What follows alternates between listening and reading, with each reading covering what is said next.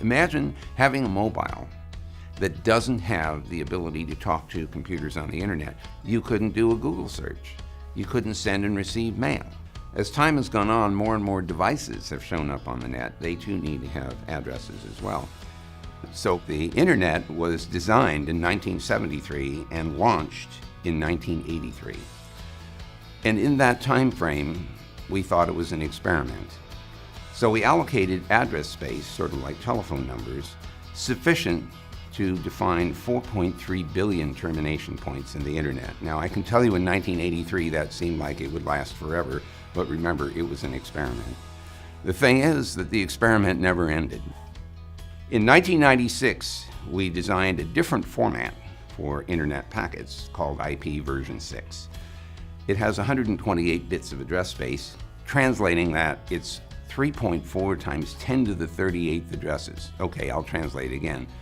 340 trillion addresses.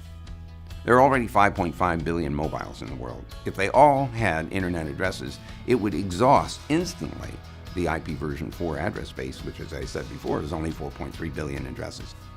So 16 years later, not only have we run out of IPv4 address space, but we're also now absolutely compelled to implement the new one so we can continue to grow the network. If we don't implement, what will happen is that the version 4 address space will exhaust. People will not be able to get onto the net because they won't have addresses to use. And at that point, the internet stops growing. If I had known in 1973 what was going to happen in 2013, I would have insisted on a much larger address space so we wouldn't have to go through this transition.